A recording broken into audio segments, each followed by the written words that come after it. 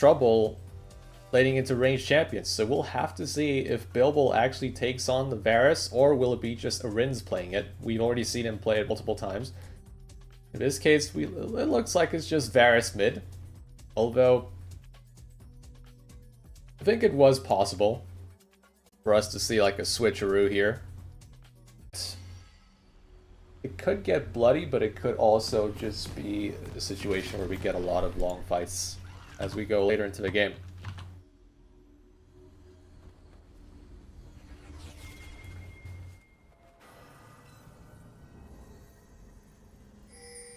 I would definitely like to see 5 Freaks. With these champions, they should be a lot more active in the early game. They should be looking for these opportunities where they can find these small fights.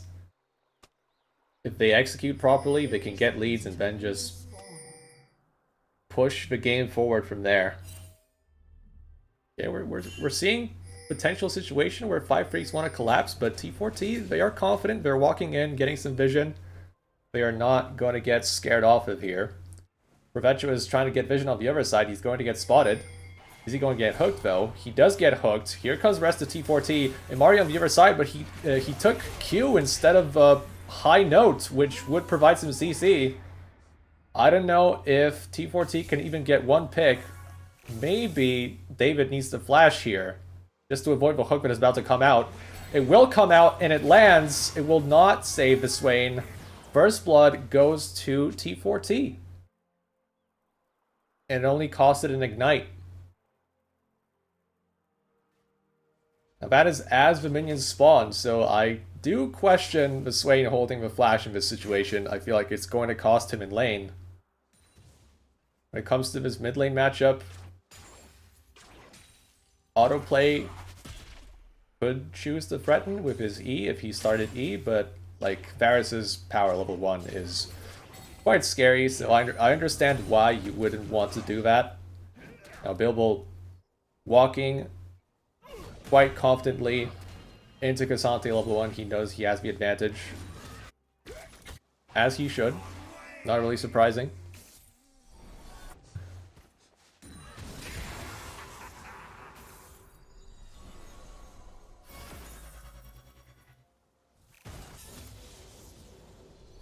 Now when it comes to, the top and mid lane matchups, looking good so far for T4T. If they can keep this up, that's great news for them. It's actually a stun onto the Swain because of the Flay applying the slow. Some cool interactions between Seraphine and Thresh. Seraphine does complete, the Thresh does complete this duo in a way.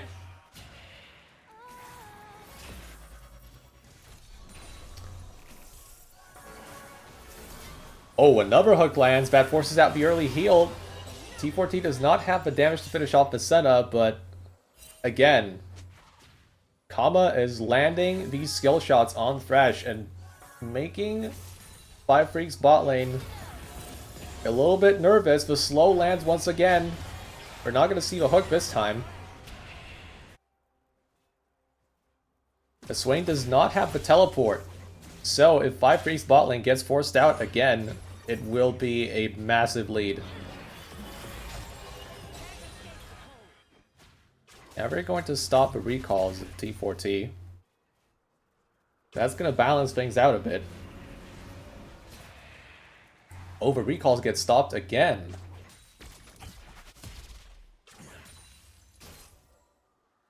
So T4T forced to stick around. They don't have the jungler to help them, as 5 Freaks are slow pushing, so there will be no punish the bot lane, but there might be a punish down top, as we see Cassante potentially get targeted. Very nice bandage toss, forces out the flash from the Cassante, and that's gonna be that. But here comes Prevento, ganking on the other side of the map, and that is the summoner flash blown.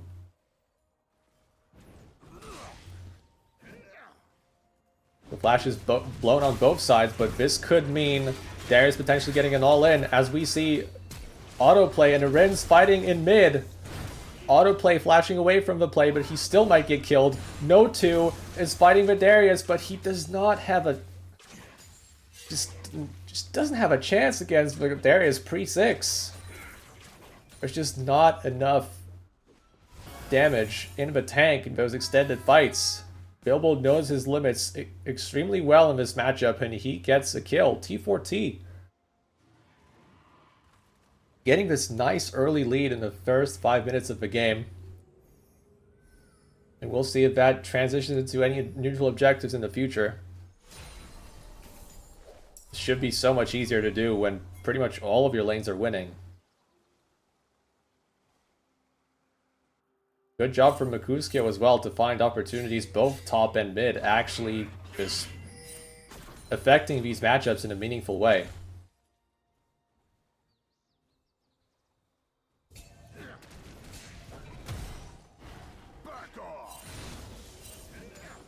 Now Bilbo hitting level 6 before the Cassante. Now this is the most important power spike of all when it comes to top lane specifically.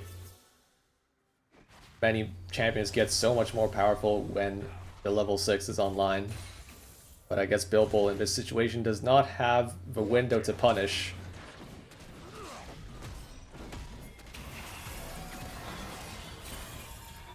Good trading now coming out of 5 Freaks. Provecho is here, but he does not have Cease and Desist.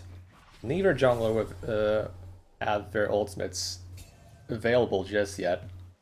We're gonna have to wait like an extra 2 minutes before we see Vi or Mumu use them. Chain of Corruption immediately follows from Basilis, but Arinza's damage is devastating. He just completely blows up Basilis. I don't think Bishan expected that. That was so much damage.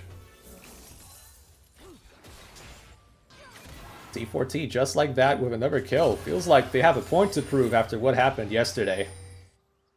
They don't want 5 Freaks to think like they have an easy shot at a win here. They still want to prove that they are worthy of that high seed that they have achieved in regular season. Barut is going to come out. Kama Chameleon without his flash is just a sitting duck. And that is a response kill for 5 Freaks. It will be followed by a dragon.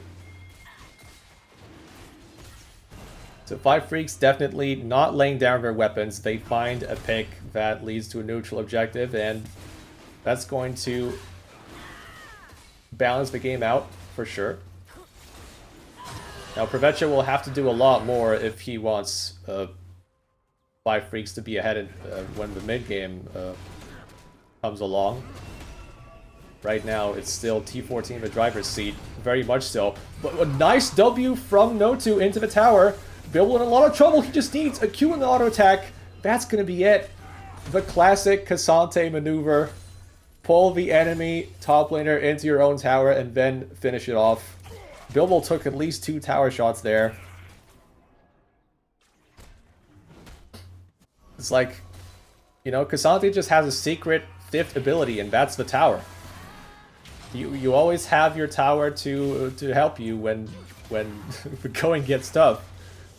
And No2 takes advantage of that very well.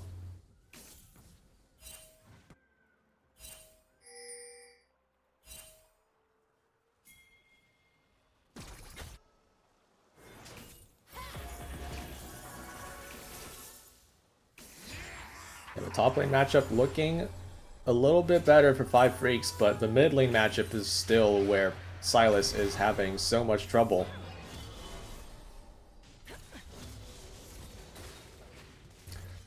And I don't know if there's an easy punish for 5 Freaks here, as Arinz already has his summoners back up, Exhaust and Flash at the ready. So in a potential 2v2, there is a chance that T4T could just turn it around in their favor.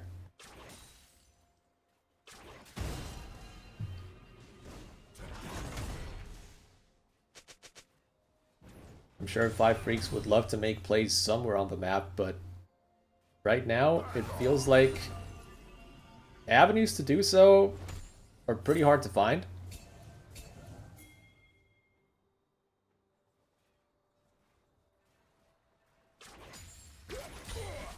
But maybe the bot lane could be the next target.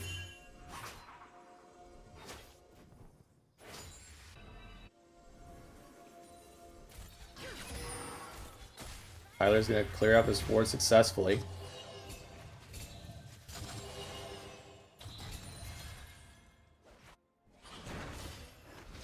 Provecho hovering in the bottom river once again. Perhaps looking towards mid now, but it's going to be really hard to find anything. I mean, Sylas will be able to steal Chain of Corruption and just go in here. Cease and desist. Arins comes out with the flash, but the exhaust is not going to help him here. It will be enough damage. So 5 Freaks just put everything on the line to secure the kill, and they do. But, oh! What an escape from Notu. He finds the right angle to capture the Amumu, take him towards his own tower. Mercutio has to flash.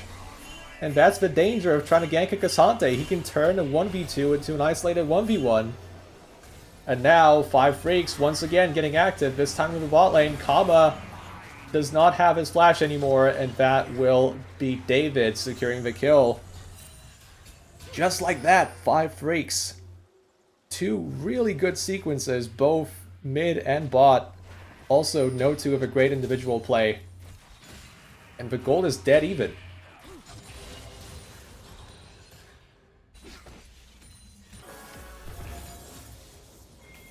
Mercutio onto the Grubs, taking advantage of the fact that 5 Freaks had to regroup after they made that play.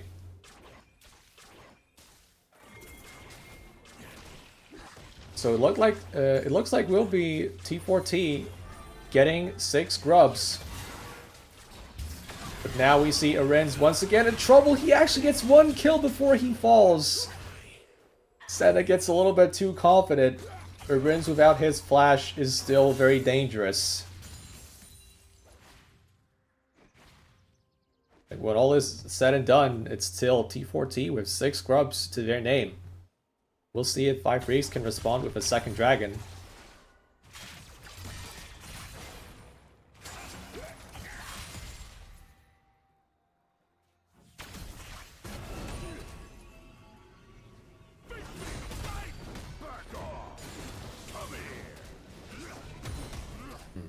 We'll see if that... Yeah, that does bait Bilbo to take an all-in, but here comes the jungler. Provecho is here, but so is Mercutio, and it's going to be 2v2. Does Mercutio have Curse of the Sad Mummy? Not quite yet. It's now going to come off on cooldown, and Bilbo will turn this 2v2 around.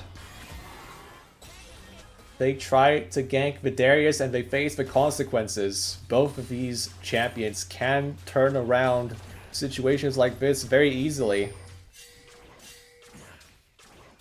You give Darius enough time, you give him enough time to build up the 5 stacks, and then he just turns into an absolute menace.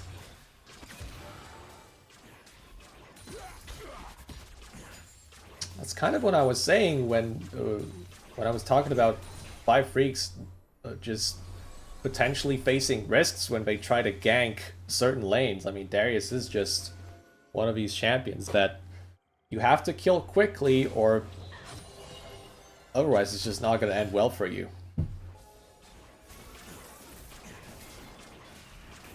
Now it's T4T with a dragon positioning. Provecho still wants to contest, but no cease and desist, no flash, no nothing. He's just going to get picked here.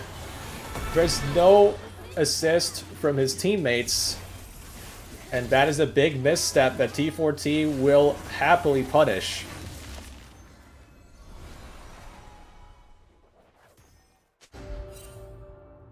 Both teams now with 1 dragon.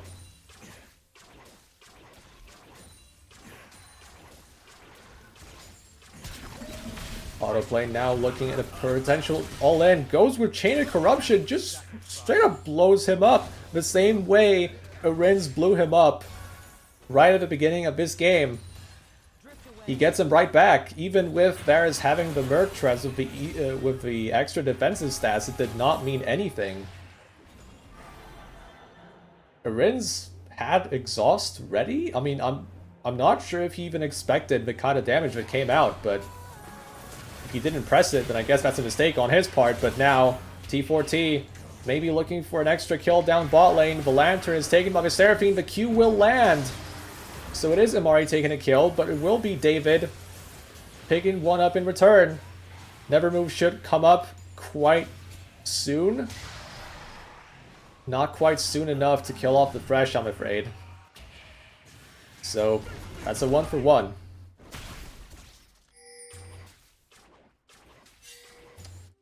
But it's 5 freaks coming out of that with the extra gold. Seraphine have the bounty.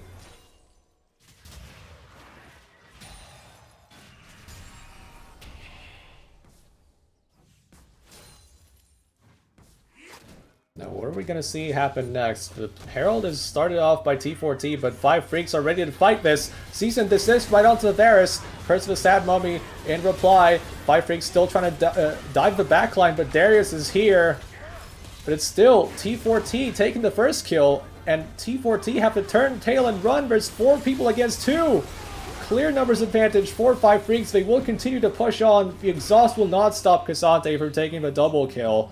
And 5 freaks, they have the early skirmishing power. They are not scared to take these fights. As I said, Abscond Abduct lands from autoplay. The Blast Cone, I don't think it's going to save Seraphine here. But Silas is so unrelenting with his pressure.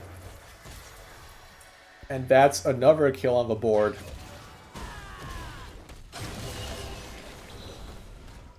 Five freaks feeling really good as mid-game rolls around. They have these champions that can just turn up the heat really fast. But Vi and Silas, all they need is one guy mispositioning and they just press, they just press the right buttons and just, without any hesitation, they can just blow you up on the spot.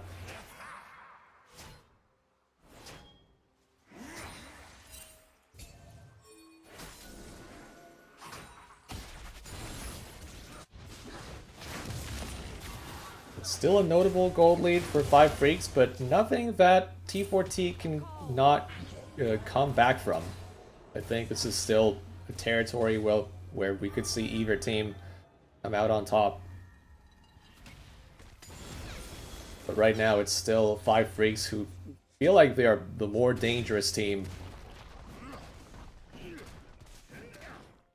Especially when it gets a little bit chaotic. When the setup is perhaps just not the cleanest, this is where 5 freaks can really capitalize. But now we see a potential fight between Darius and Cassante with 5 stacks of Noxian Might already procced.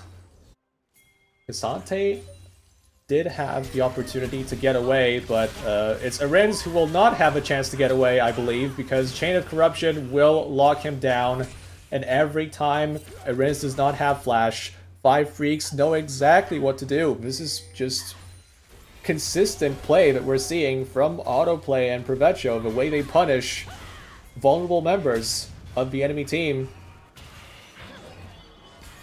This is pretty much exactly what helped them get the win against Havoc during the regular season, when we were just in week 12, just ending things off.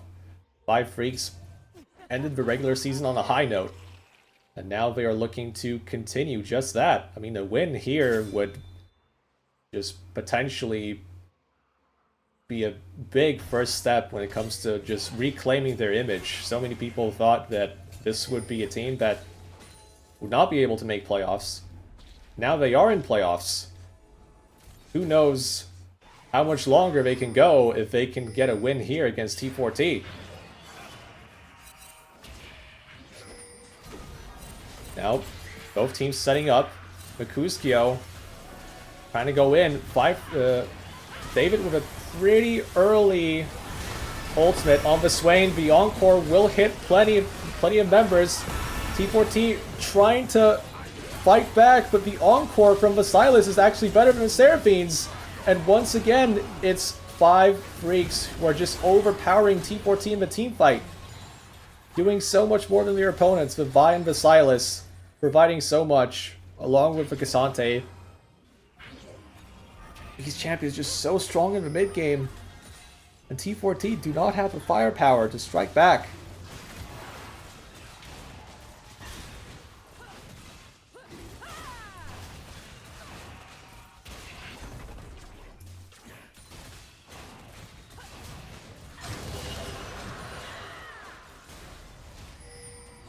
And I was a little bit concerned at the start of the game. Because T4T were just taking leads in spots where I didn't expect them to take leads so early. But now they just came back with so much confidence. Now Arin's once again in a sticky situation. Exhaust will come out, but it will not save him. He just had a few seconds left on his flash. Bilbo will avenge him, but here comes the teleport. Autoplay has to be careful here. He goes back in. The box will seal Thresh and Vidarius. Not much more will come out of this.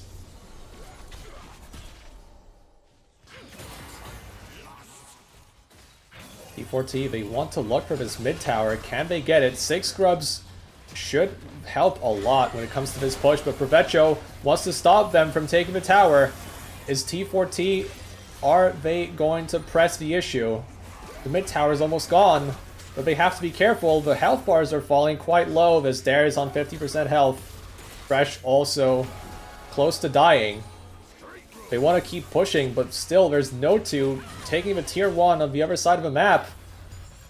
The minion wave's getting cleared out, and T4T is in an awkward spot where they're just losing waves. They thought they could get this mid tower, but 5 Freaks are holding on. And right now, they are the ones with the advantage on the map. Curse of the Sad Mummy will not be able to lock down the members that T4T were looking for, and now the response from 5 Freaks is so good. Vi with the initiation, now Cassante picking up the stragglers. It's another win for 5 Freaks. We might be seeing some more casualties, as No2 is going to use his ultimate and he's just going to finish the job. That is Arin's dying once again. That's 7 deaths already on the board for the Varus. Was supposed to play a major role in this game, but 5 Freaks are just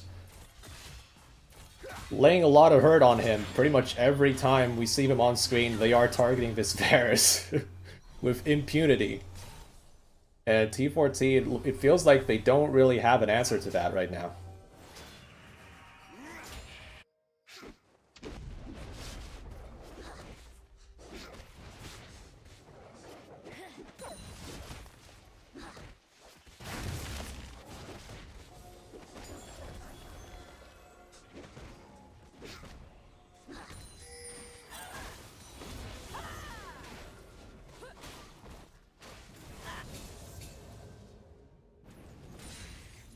Now this gold deficit that looked fine for T4T is now,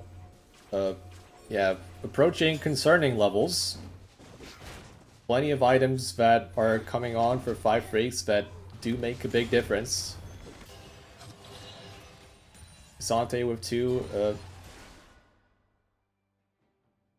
important items. There's Silas with Protobelt and Cosmic Drive.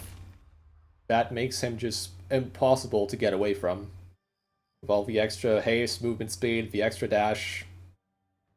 There's so much mobility on the side of 5 Freaks. If they just want to get on top of his Varus, they definitely can.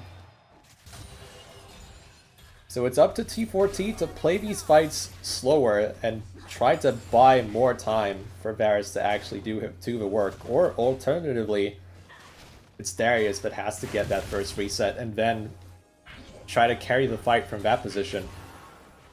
Right now, it feels like T4T are perhaps just not playing the fights patiently enough.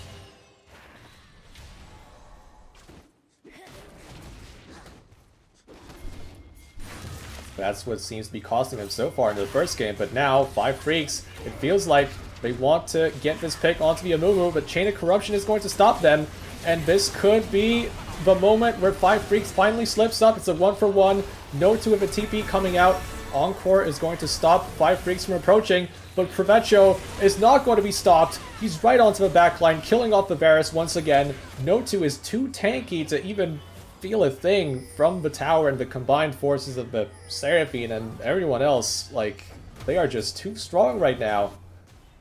Even in a situation where I thought Five Freaks were getting a little bit too comfortable in the enemy jungle. They still found a way to win.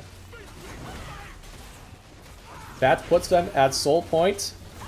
T4T will respond with a tower in mid lane, but that is a small consolation prize. It's still 5 Freaks with the advantage on the map overall. And now the Baron should be the thing that follows. Imari is in a bad position right now. I mean, Bilbo is here to try and turn around the fight, but I don't know if T4T can win it necessarily. I mean, there's the shutdown, I suppose. It's a 1-for-1 right now. Bilbo still feels like he wants to fight. How is 5 Freaks going to play this out? Mikuskyo is going to get pushed away. Now 5 Freaks re-engage, but it's a 4v3 as it stands. T4T have finally found the fight that they were looking for. 5 Freaks miscalculate. It's T4T that had the numbers advantage. And they swiftly punish their opponents. It's right onto the Baron from T4T, and that is the comeback moment for this team. Just like that, the gold lead melts before our eyes.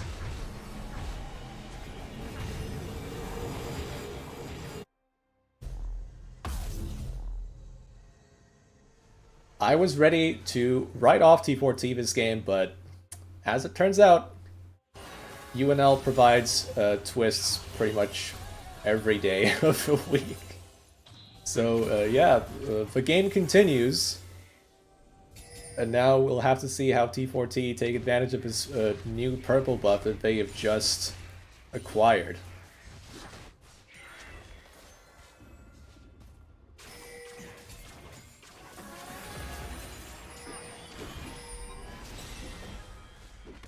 Yeah, not too long ago we were looking at a 6,000 gold lead almost for 5 Freaks, and now all of that is basically gone. Not gonna... I don't know what that was about. But I feel like Arens might regret pressing that button soon. If it was accidental, I assume it was.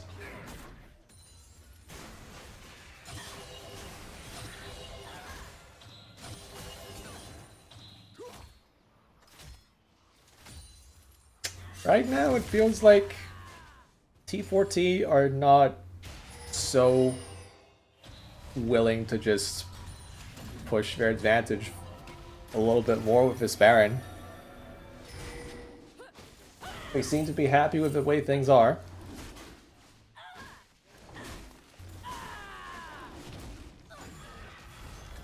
We haven't really seen them group in any lane in particular.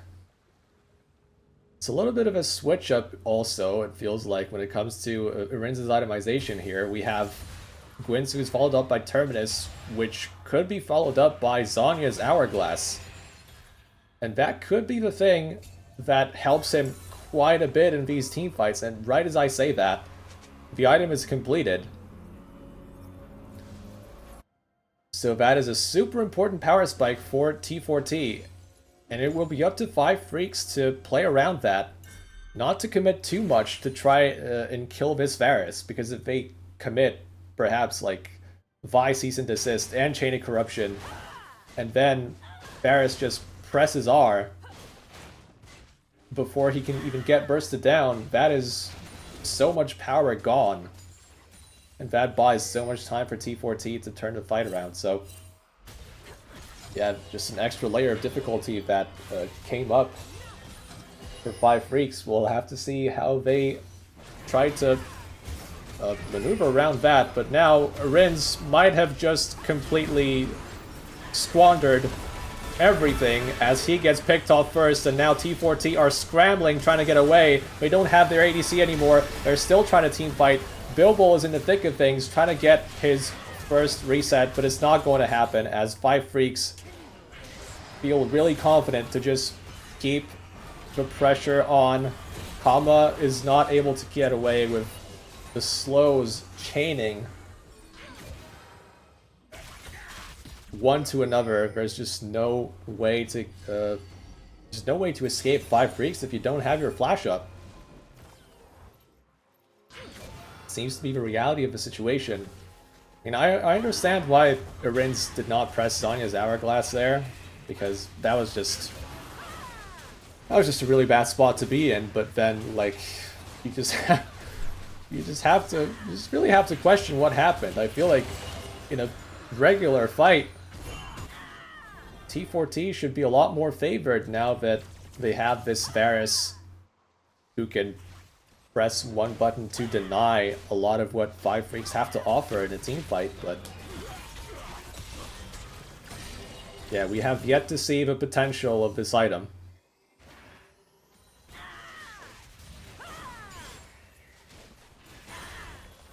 His flash will be up soon.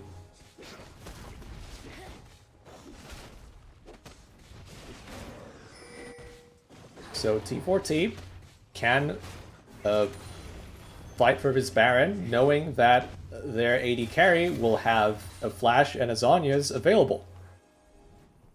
Now, wherever they can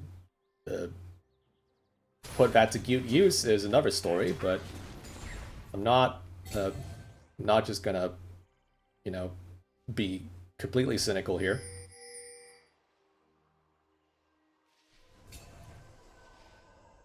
This could still be anyone's game, really. Bilbo is another really strong champion on the map.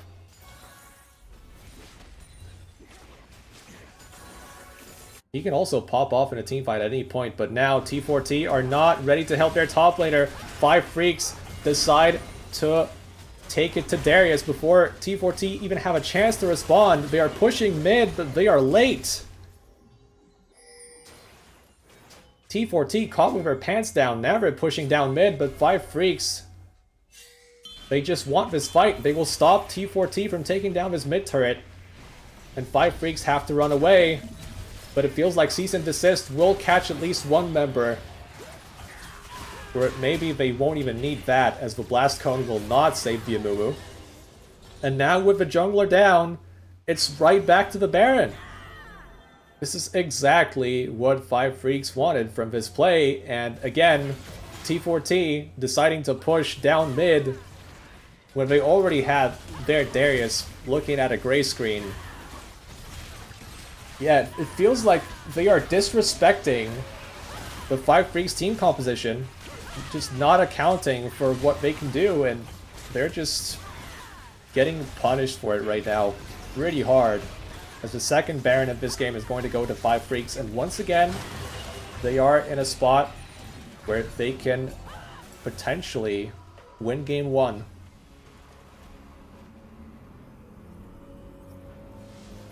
A really strong Cassante, a really strong Swain. Senna also scaling up with her souls. Quick soul check, 124.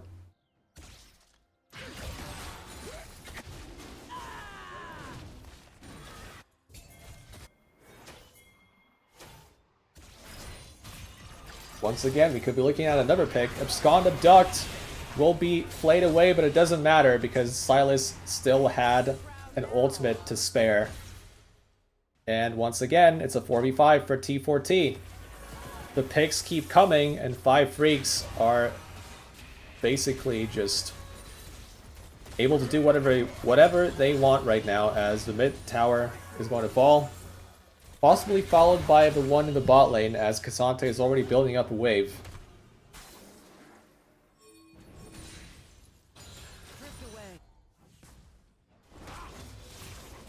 T4T want to rotate, but they could be in a spot of danger here. The Encore will potentially deny 5 freaks from diving in, but they just don't care. They recognize that Varus is stuck in the bot lane. T4T take the fight anyway, and they will lose out hard. 3 members down. Arin's nowhere to be found. Their most important member is now going to get caught himself. Bazania's Hourglass not even used. 5 freaks. There's nothing in their way now. They will take the Nexus. And they will take game 1 of this best of 3. once again surprising a lot of people. And this jungle mid combo from 5 Freaks, it feels like it's just the motor that powers the whole team and just keeps it going, especially when the mid game rolls around. They just looked so much better compared to the first game.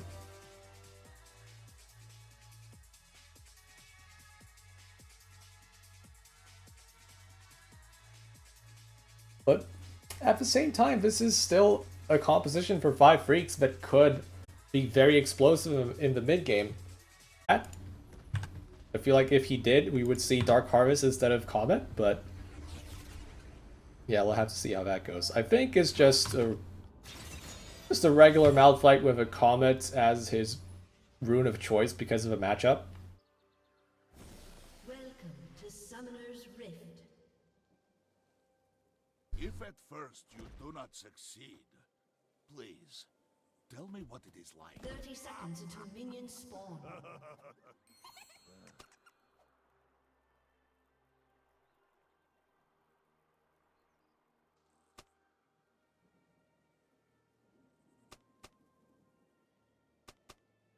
Rin's actually starting Doran's Shield and Fleet Footwork into this matchup. A rare display of humility. It has to be said. I did not expect him to go Doran's Shield and Fleet Footwork here into a Malphite. I feel like When life gives you curdled milk, be patient. I feel like that's what we would call or what we could call double wrapping, but maybe that's the kind of protection that he feels like he needs in this matchup. We'll see. I mean, at the end of the day, as long as he's just pushing waves in and getting all the CS that he wants, like, that's essentially the part of his matchup that is the most important.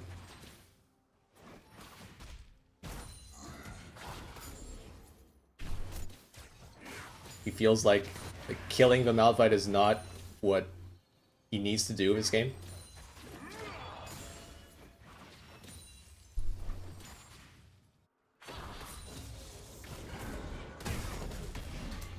I'm not sure if I can check Second Wind. I think it's possible. Hold on. Yeah. Second Wind. And Lifesteal runes. Oh, yeah. Okay, I see. He's... he's basically just taking every defensive choice possible.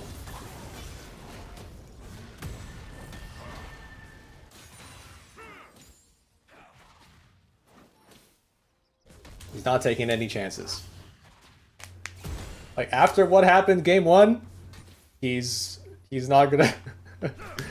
He decided he will not die. Even if it is at the cost of many other things, but he will not die. Or so we expect. We don't actually know what's going to happen.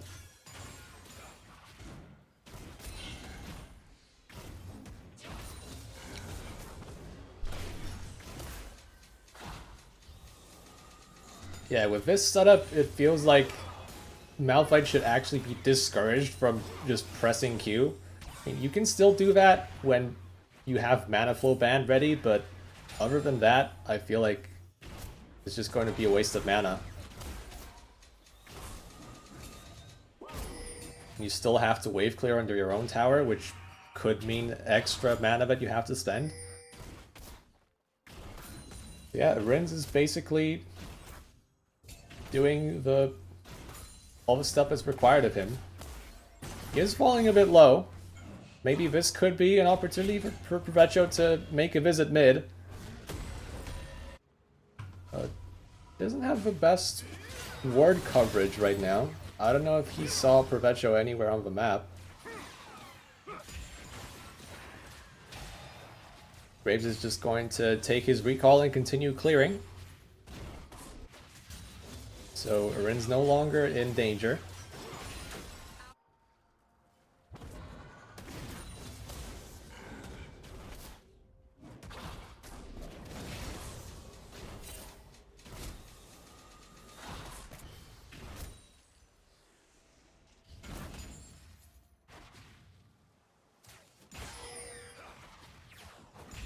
Yeah, compared to what, well, hold on.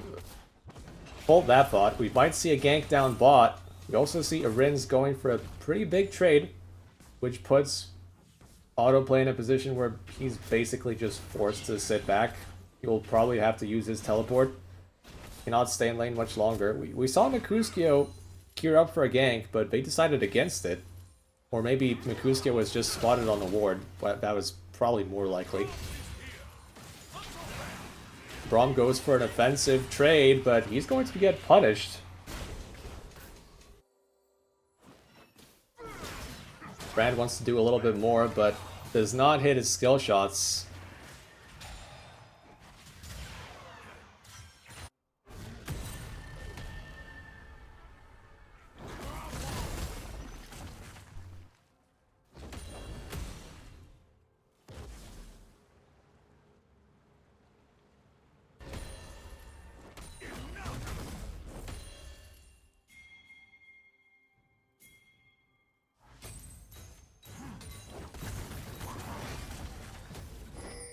Oh.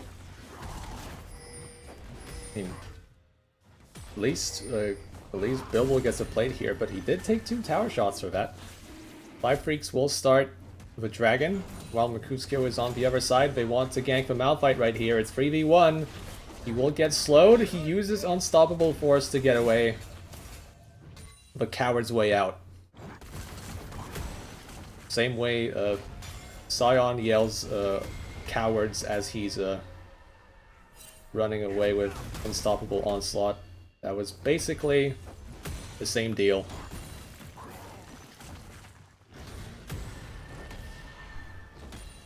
It is that additional layer of safety. If you're not really fighting for anything, you might as well use that to keep yourself safe. I've just realized that that phrase nowadays has a double meaning. And I did not mean to... that was not my intention. That was not my intention to use it in that manner. But we move.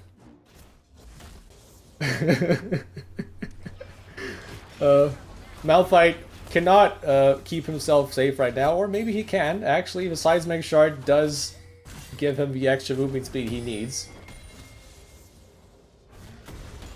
The Tristana Amumu combo not as threatening as long as Bandage Toss does not land on your face.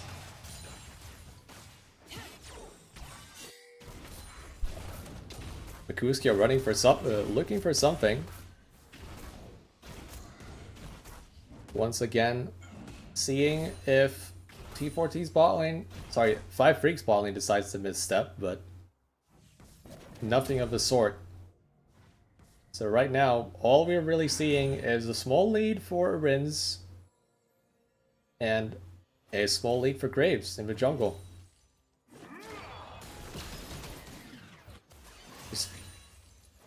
Provecho trusting in his laners to stay out of trouble while he just continues to outpace the enemy jungler.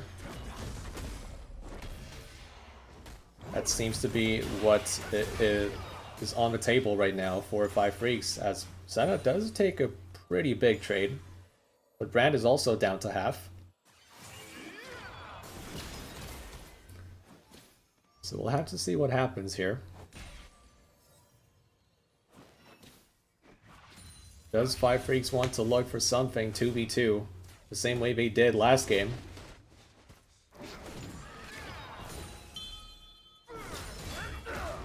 Oh, it's Braum going in first with Glacial Fissure, but it's a complete whiff. And even if it did land, I question, like, the decision to engage in that spot in particular. I feel like there was no real threat. There was no danger for Five Freaks, as they were really close to their own tower to begin with.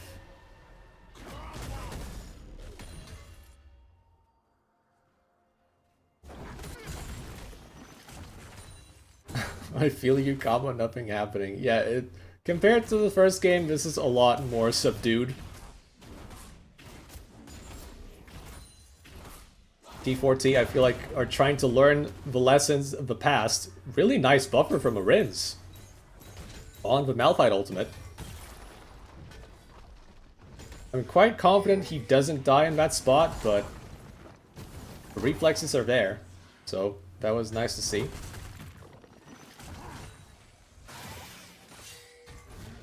Bilbo so far has taken advantage of the leads he can generate in this matchup.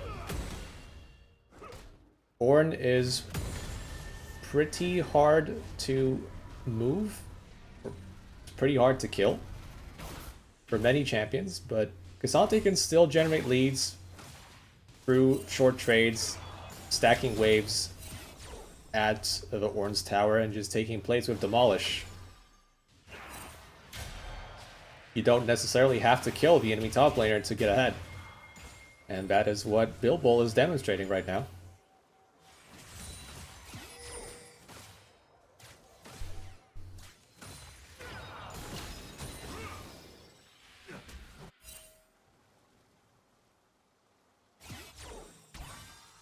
TY for tutorial now at the Grubs. Will they be able to secure all 6 the way they did last game? Kama is quite low. Graves is maybe... he wants to look, but he doesn't have the assist of his team yet. Malphite is pushing in the wave. It feels like the chance to do anything is already passed. So that is T4T once again securing all 6 Void Grubs. And that is a really big buff for your tower taking abilities, especially just in the mid game. As the plates start falling, it becomes that much easier to just group and start forcing towers one by one.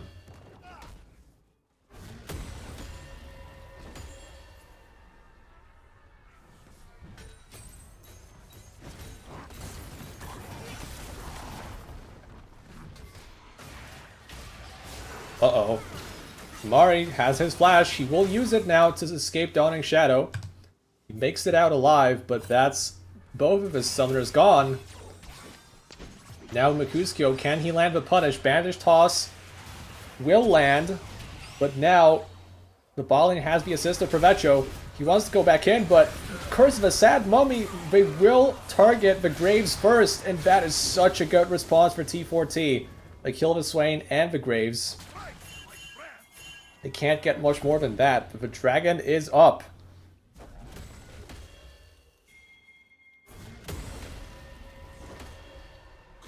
And T4T, if they get this dragon on top of what they've already done, that's such a good early game for them, and just a big change from what happened in the first game. Bilbo is almost done taking this tower down in the top lane as well, so just a lot to be happy about.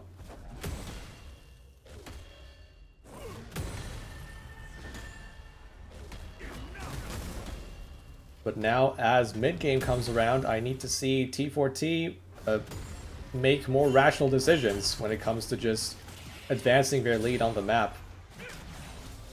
Otherwise, they could be looking at a similar situation as what happened in Game 1.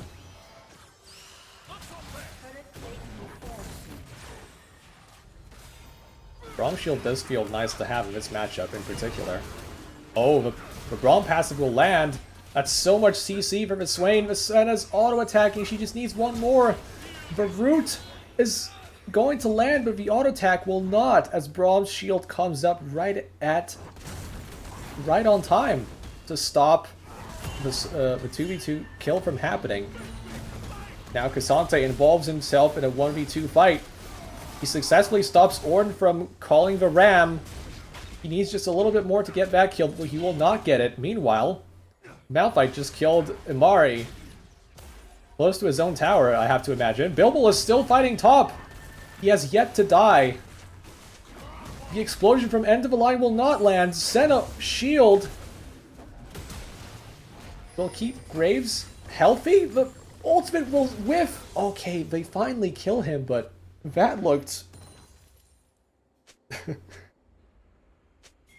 that looked a lot closer than it perhaps should have been. Bilbo really made 5 Freaks work for that kill. But it does go away of Provecho. And that is the most important point for them, as they really want to get this Graves accelerated.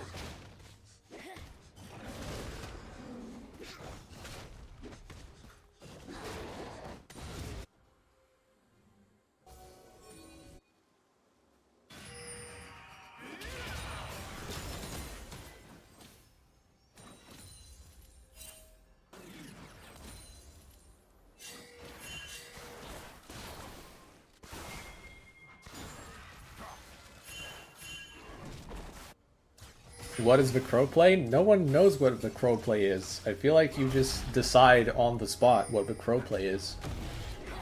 Isn't that how it works?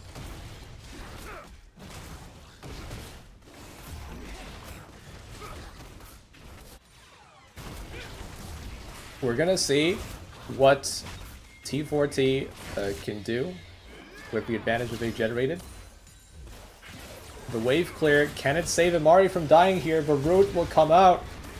One last auto attack. The shield actually saves him, but not for long. Provecho does take his man, but it comes at the cost of the Swain.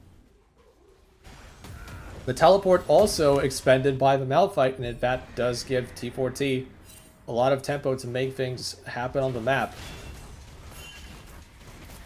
Tristana's tower taking potential, plus the 6 scrubs. Pretty dangerous. 5 Freaks want to keep things going. But how feasible is it, really?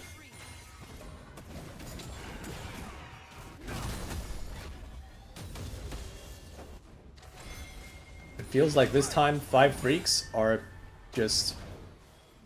There's a lot of burst at the start, but their damage is more front-loaded compared to the first game.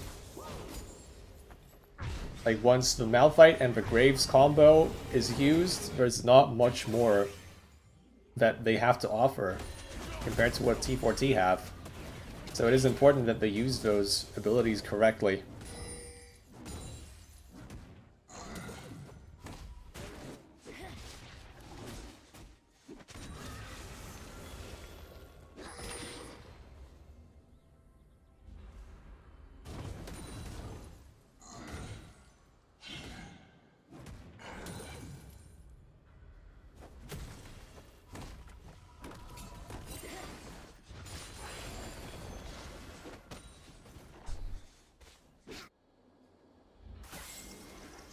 Five Freaks, it looks like they want to contest this this second dragon. Yoma's Collector completed for Graves.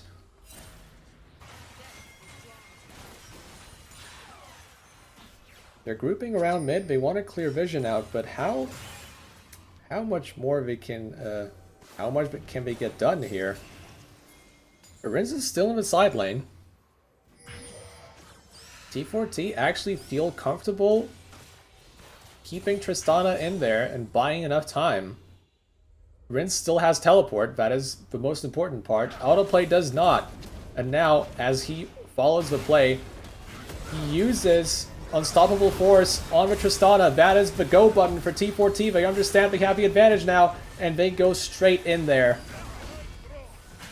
Their teamfight power right now is just a lot stronger. Even without Tristana in the mix, Brand plus Amumu is enough to turn the tables. And T4T is really good instincts on that. They pulled the trigger at the exact right time, and 5 Freaks, they just collapsed.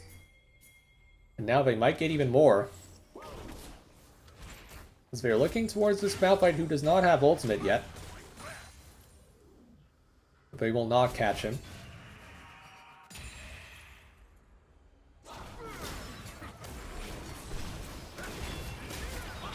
Oh man, the stun lands from the Brand, and there's another stun from the concussive blows, but maybe it's T4T overstaying their welcome here. The Orn Horn will be sounded, but it could be extra kills for T4T on the back end of this. They're still trying to run away. Now Graves is here. It's going to be 1 kill for 5 Freaks. It could be more, as Graves is getting sped up. Dashes in once again. flashes in as well. End of line will finish that off. We're still trying to catch with Tristana, but he's kiting away so well. Arins gets 2. And now, versus Vicenna, he might just be able to win the DPS check. He's waiting for his cooldowns. He's actually going to... He's going to TP away! And he's going to get away! He understood how much damage Senna can do. He was like, I'm not dying to that. She does not have enough damage, and he... he calculated it correctly. I thought he would take the fight. But instead, he was like, "Nah, I'm out of here."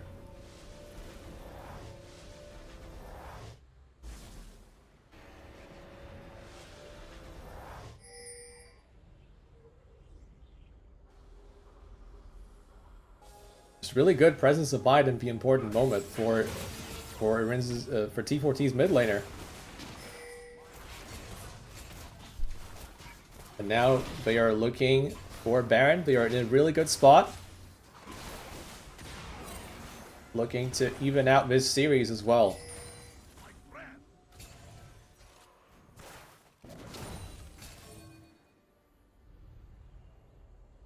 Lord Dominic's Regards is already completed for Rins. Leandri's Anguish, or Leandri's Torment, will be soon ready for the brand. So the important items are coming in.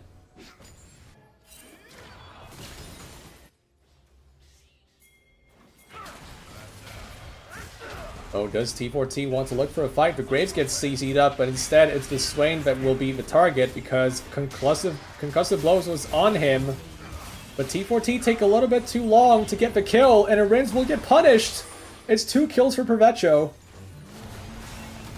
We might even get more. Cassante is in the thick of things. He wants to keep things going. He isolates the Malphite. The RW does so much damage. Casante's really scary. They have to kite away from him. The bandage toss will land.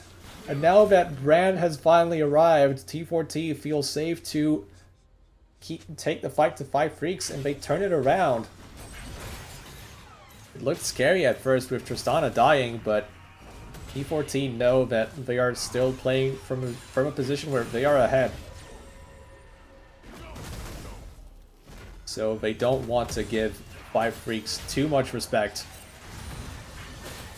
Sante is just gonna walk away here. I'm not even worried. Yeah. That's gonna be that. 5 Freaks, 2 members still bot lane, no one else really available to stop the Baron from being taken down.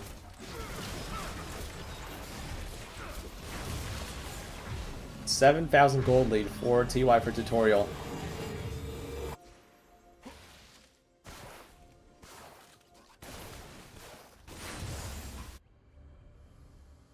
They might not be able to end the game with this Baron buff, but they could still do a lot of damage to the enemy structures.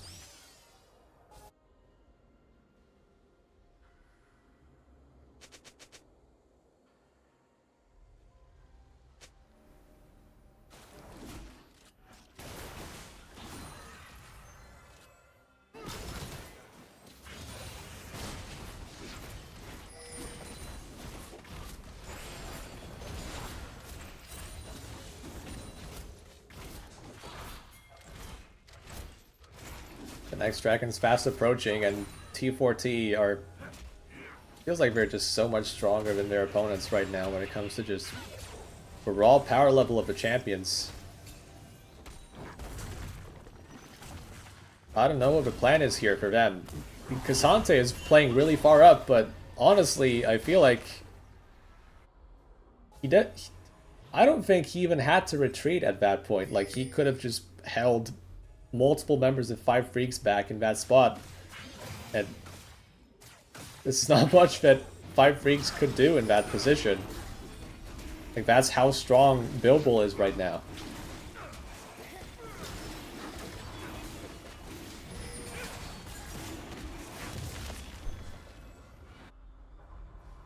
Five Freaks, they have to look for side lane picks instead. They want to hunt Rinse down, but yeah, it has to be said that he is showing us a different Leaf this game. Oh, I might have spoken too soon. He's gonna rocket jump away. Unstoppable Force is still available for autoplay. But Ariz will not get caught. He will not die. But maybe the same cannot be said for the rest of his team, as Five Freaks want to keep the fight going. They initiate, they take down one member, but now they have to retreat as the teleport comes in from the Tristana, and the cleanup kills just keep on coming. Swain is the next one on the menu for T4T, a triple kill already for Rins as he continues the chase. This feels like it's a done deal. As T4T still has Baron, they can continue the push. Cassante is all up in Ornn's grill. He wants this kill and maybe a little bit more, but I guess he will just settle for the Nexus, as T4T, I don't think they can be stopped in this pursuit for victory. Game 2. Hold on, they are taking so much damage from the towers. The Brand is almost dead. The Amumu is almost dead. They are fumbling a little bit at the finish line. They might just lose 2. They will lose 3, in fact. Cassante is still trying to get the inhibitor. He won't get it. But that's actually 4 members down. I don't know. Yeah, in the grand scheme of things, it's still T4T that will have the map advantage even after, like, Five Freaks fix their waves and then try to get back on the map. They will still be playing from a disadvantageous position, but yeah, this feels like T4T just did not really focus the towers the way they should have.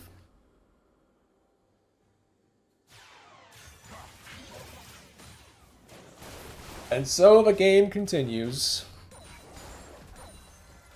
Five Freaks given one last miraculous chance at life.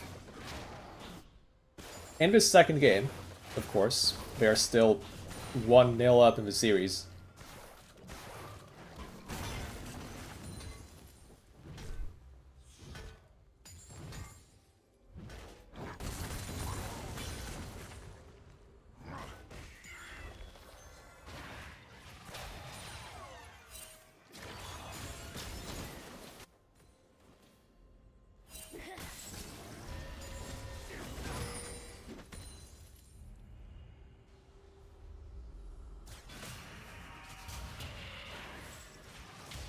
Graves is looking quite strong. Like, with the items that he has, he can easily blow up the backline, but the harder part is getting there. They can't just take any fight. It has to be Tristana and Brand getting blown up. And then, like, if you use your abilities on one of them, the other one can still win out the team fight. So it's a pretty difficult game to play for Five Freaks right now. Tristana has to jump away. Is this the sounding horn for Five Freaks to start the fight? Provecho onto the Brand. He's taking so much damage, he will fall before he can get his combo off. Ariz is trying to help his team now, but it's still numbers disadvantage for T4T for the time being. Tristana gets exhausted and rooted. Is there enough damage for Five Freaks to turn it around? Tristana dies! Provecho will be able to save his team! Mercutio does kill the Graves, and it's a 1v1 right now but between Ornn and Cassante. But Ornn can get back to the fountain. He can get enough health to stop his base from falling. Five Freaks will not yet lose this game. But everything is destroyed. Literally everything is destroyed. There's no structures left but the Nexus for this team. It's going to be so hard for them to even move anywhere past their base.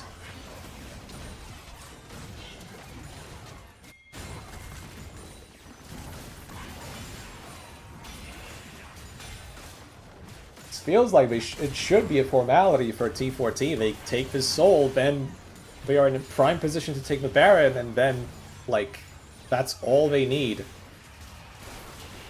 to put this game to bed.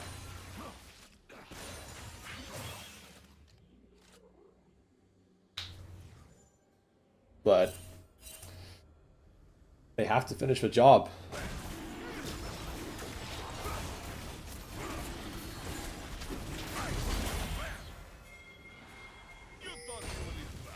Yep, then it's back to the Baron. Is Five Freaks feeling brave enough to try and interrupt this? Bilbo is playing bouncer right now. He's not even letting the Graves anywhere near the Baron pit.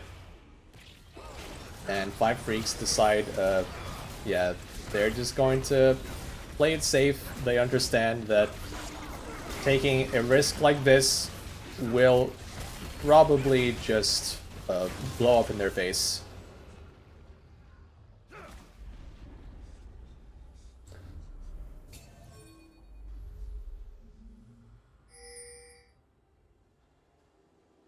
And now it's nothing but the Nexus for T4T.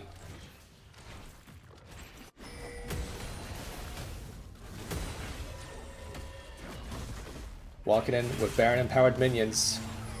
They have to call a shot here. Braum's shield blocks the Yord ultimate. They want to go onto the brand, but Amari gets focused down while Arenz is just taking down the Nexus completely unopposed. Five Freaks, they take the fight, but they don't.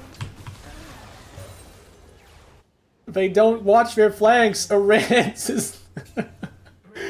Arenz is like, you forgot about someone. And as T4T pick up the ace, Arenz takes one last shot at the Nexus. That was very funny. So not even going for the Varus, it's just going to be Caitlyn. And autoplay on the other side, he's just going to play the Syndra.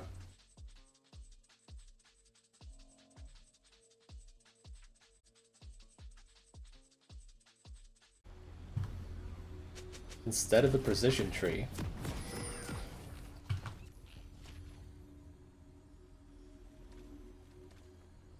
And Ghost as well. No teleport, no cleanse, Ghost.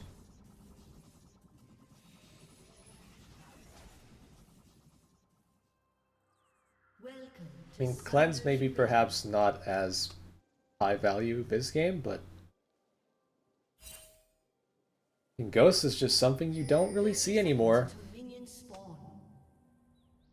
I mean, with the recent barrier nerfs, you could argue Ghost, in comparison, is perhaps has gone up in value a little bit.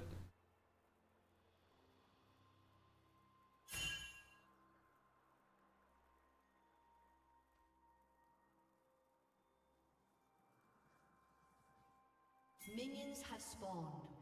Oh, they want to catch Provecho here. The Dredge Line will land. Hail of Blades will do some damage. Caitlyn will get some poke down, but that's all it's going to be. T4T don't really get a lot of information from that. They saw Zac walk away, but they don't exactly know where he's walking to.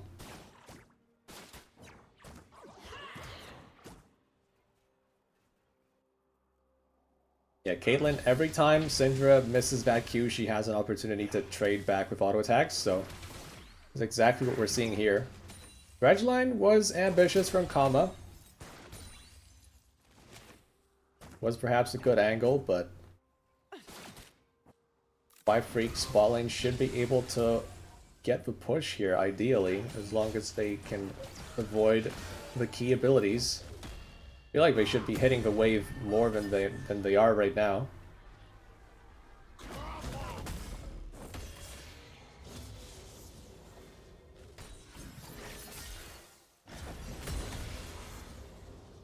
Bilbo playing around Grasp of the Undying well.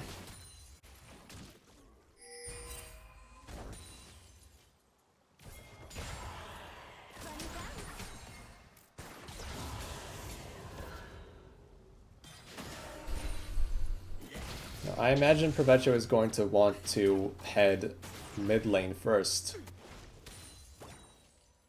Autoplay already out of potions. That's a nice QE there.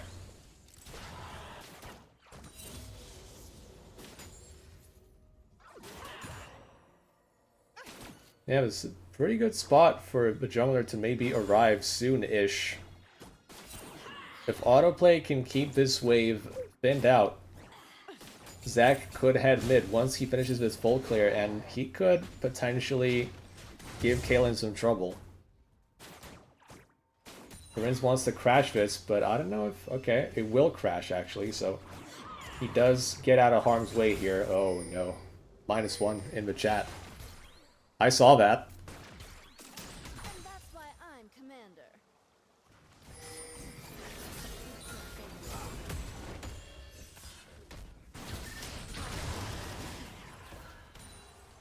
Now we're going to see Mercutio head mid as well as Nautilus, and we saw the flash getting burned on the map. Sejuani using Arctic Assault forward was enough to burn that flash.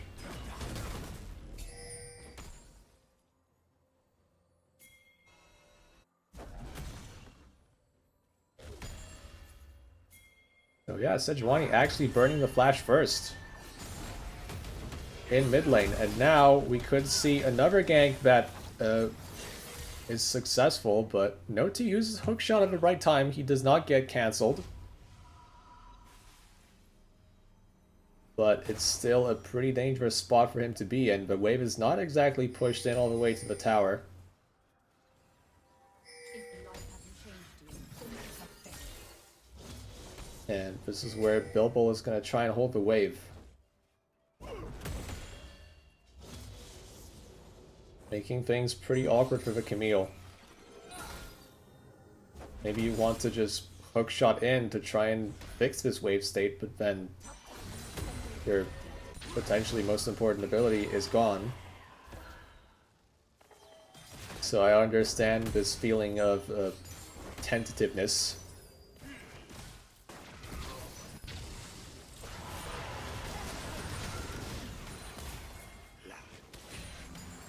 Death is drawn to life.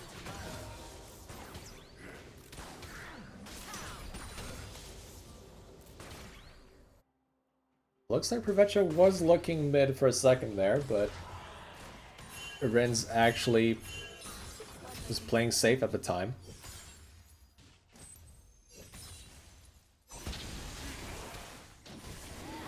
And the way things are going, T4T are exactly where they want to be.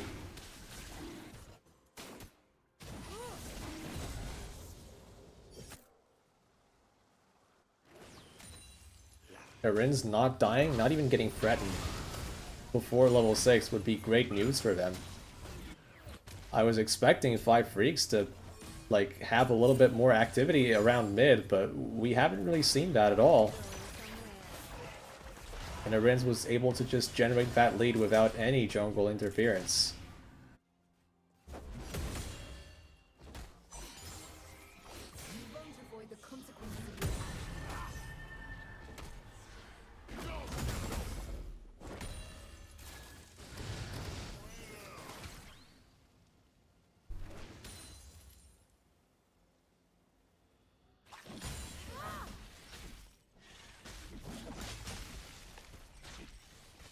Now you could say 5 Freaks don't really feel like they have to worry all that much about pushing the pace of the game. They have champions that will scale just fine.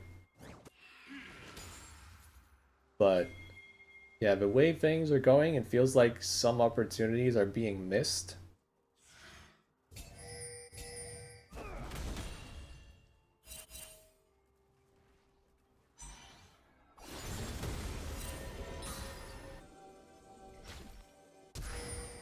Oh, once again, it's T4T coming in with a gank of their own.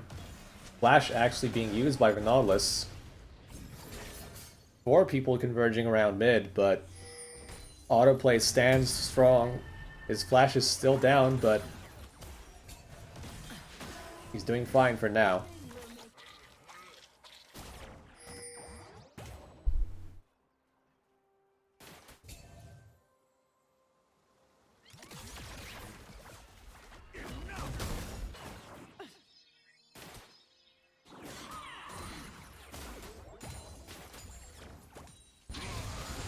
Good poke right here.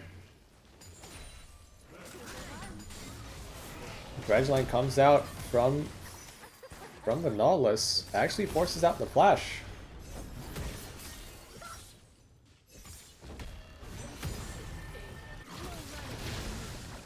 I feel like it was valid. I mean, you want to avoid taking the the entirety of the brand combo straight to the face. Once again, Dredgeline lands.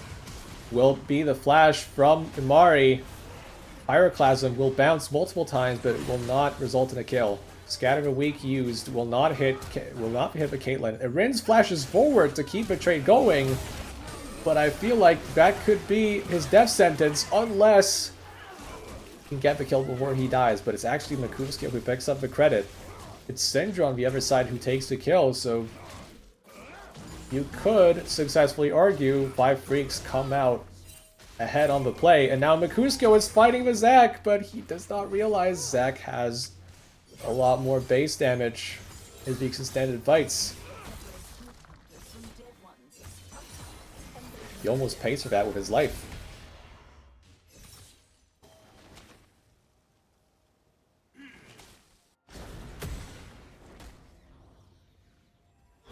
Zac may be a tank, but he has damage, but you have to respect.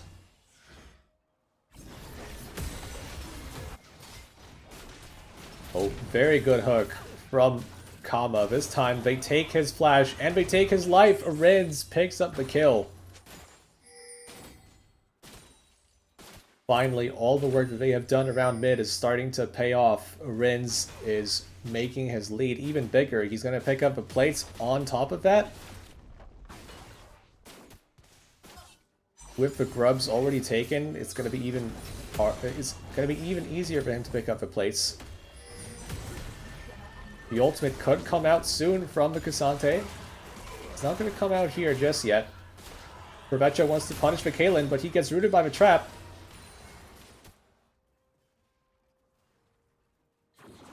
And he has to walk away.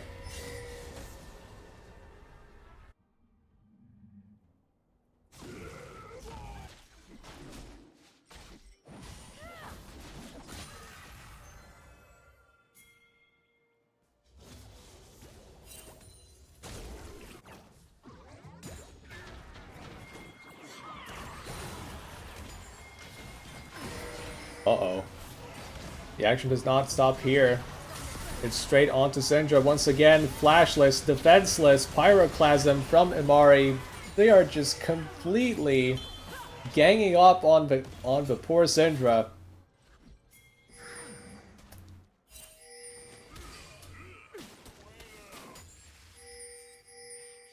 And that is Syndra's ability to play League of Legends is not that great right now.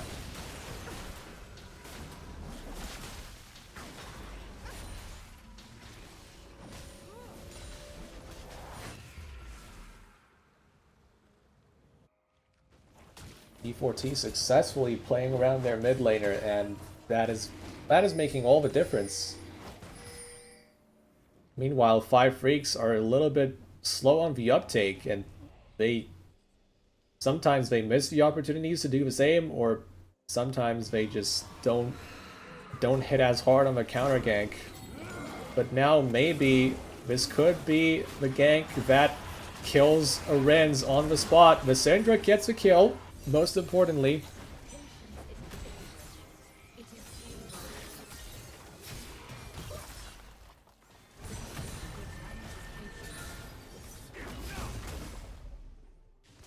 Rins pays for his greed.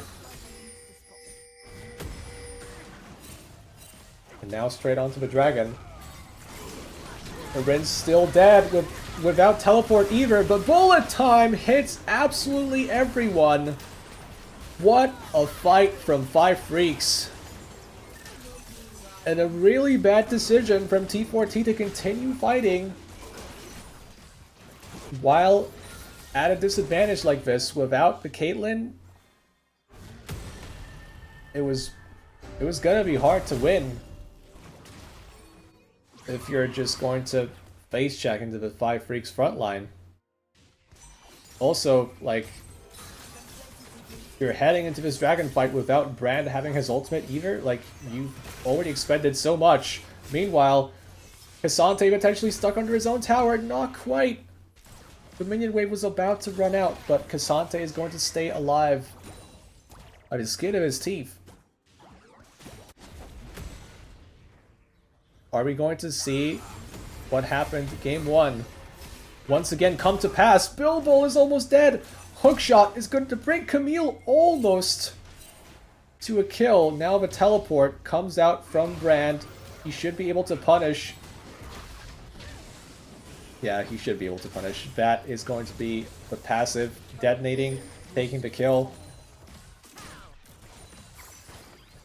Ace in the hole from the Caitlyn picking up the assist. They just trade teleports. They don't really lose tempo whatsoever. Really good hook from Kama. Senna really squishy still at this stage of the game. Also just no mana either. This feels like T4T got a freebie.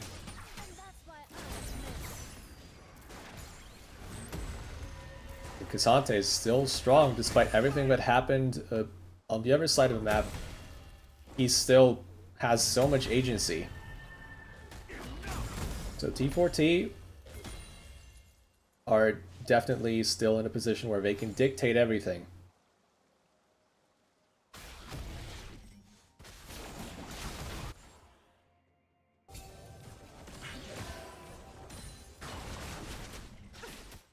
But the longer the game goes, the harder it is going to be for them to do so. I mean, Zac is going to get tankier. Ventra's going to pick up more and more items that will be able to burst the Caitlyn down really fast. Camille will continue to scale up as a side laner. That was an unfortunate hook from Kama that brings him really far towards the Five Freaks team. They wanted to capitalize on that, but the initiation was not quite there to locate the backline. T4T still sending a lot of people towards the mid lane. Autoplay really wanted to find something there, but he had to use the flash just to avoid the dredge line. And that was definitely just... that felt like a little bit just overplaying, forcing the hand too much. And maybe now that Misfortune is around, not quite. But yeah, that's a valuable flash that you don't want to just throw away like that. Five Freaks continue to push forward, but your bot lane is so squishy you can't afford to push forward like this with a Misfortune. But maybe, with the turnaround, is there enough damage? No, there isn't. The dredge line, once again, is going to find the important targets. And T4T, with their tanks, is able to do so much. And Cassante is way too tanky for Five Freaks to kill. And T4T have punished Five Freaks on two sides of the map at once.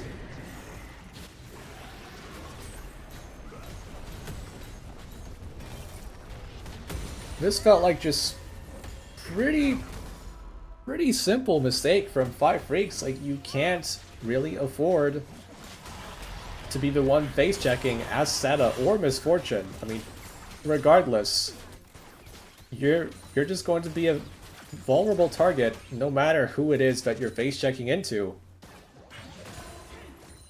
And this is just Five Freaks completely, I don't want to say collapsing, but they just fumbled the bag here in the mid game, and now they have to play from a position where it's going to be really hard to contest these objectives. Flashes down on your bot lane, flashes down on your mid lane. You don't want to be fighting for this dragon, I don't think.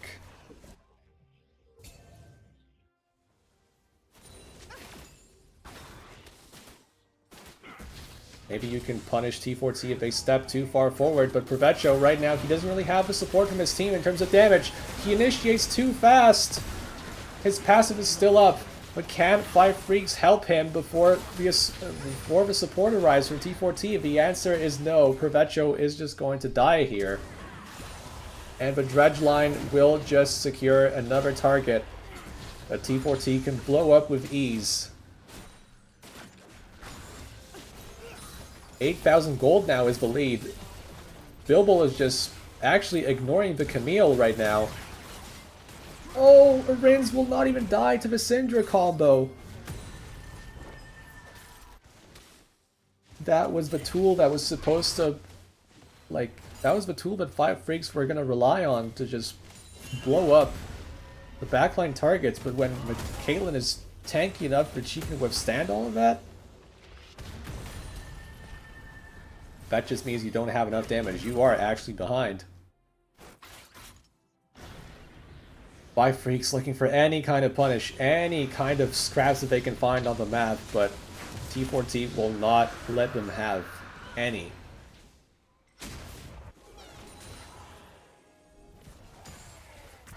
It just went from bad to worse very fast. And Five Freaks really needed to make sure that their champions came online before just putting everything on the line like this.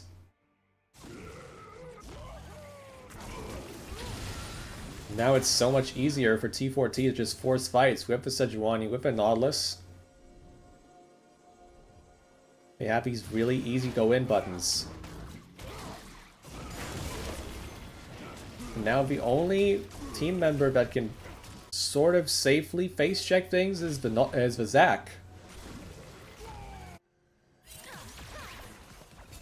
So that is an additional barrier to when it comes to just pushing forward, trying to reclaim vision, making sure that the enemy team is not doing Baron.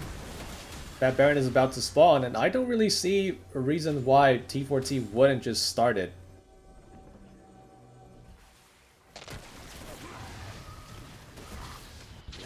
They could just be looking at a straight up 20-minute Baron. They know Five Freaks are in a pretty bad position.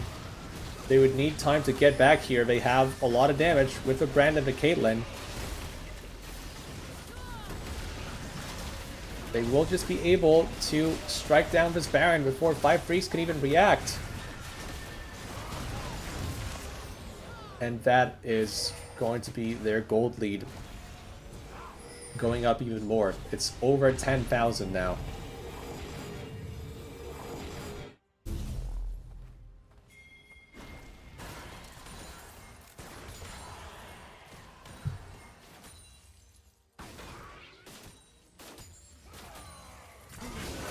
Oh. That's the punish.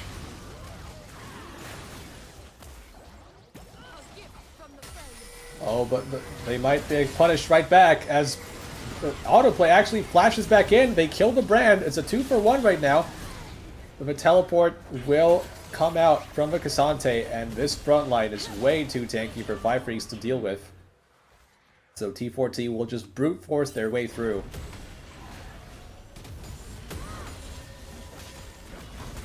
They still have the minion wave, so they will be able to take the inhibitor most likely.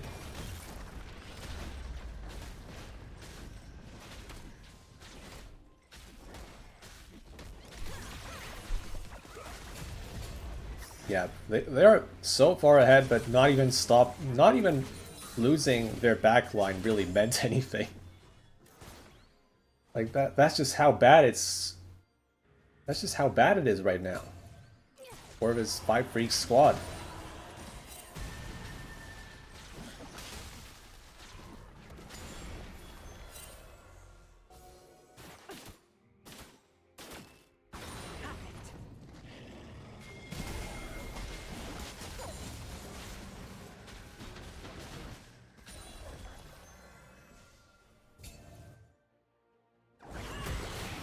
Yeah, on the other side, you have to commend T4T for how they rebounded Game 2 and then Game 3 as well. Like, playing with a lot of confidence, playing around their mid laner, most notably, just that was the basically change in mindset that they needed. And now, like, I feel like they would they would have to actively try to lose to actually lose. It's really hard to lose from this position. I feel like any kind of initiation would just work right now. 5 Freaks are still trying to find the fight. It's no 2 onto the backline. Caitlyn had been isolated.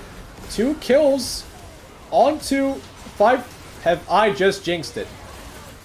Wow, I mean, they're fighting without Bilbo, and 5 Freaks are actually finding the teamfight win that they were looking for all this time. Bilbo will take the inhibitor while all this is happening. Is that the comeback? Is that enough to say now 5 Freaks, maybe you have an avenue back into this game? I don't think so. But this was certainly a misstep from T4T.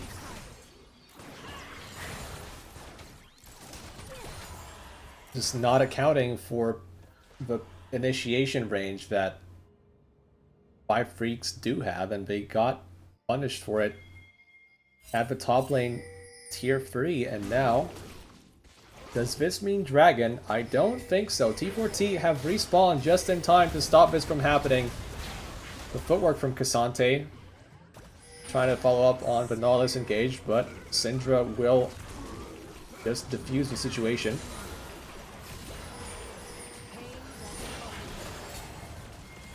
Five Freaks were trying to get as much as they could, but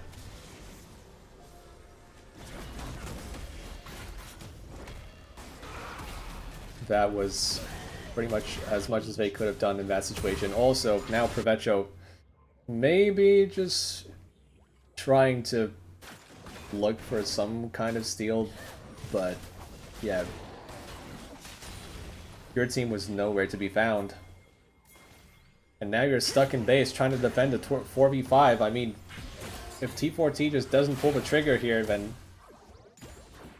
I don't know. There's nothing to be scared of right now, and that is exactly what they will do.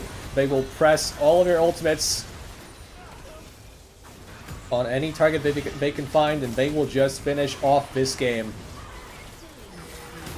TY4 Tutorial are moving on to winner's bracket. Round 2. 5 Freaks are facing Astral Infection in the losers bracket.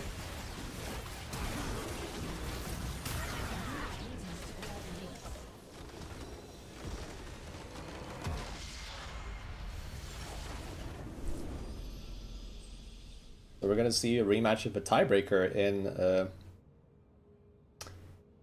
the weeks to come in the losers bracket, while T4T is moving on to the next round of the winners bracket alongside Best in Slot.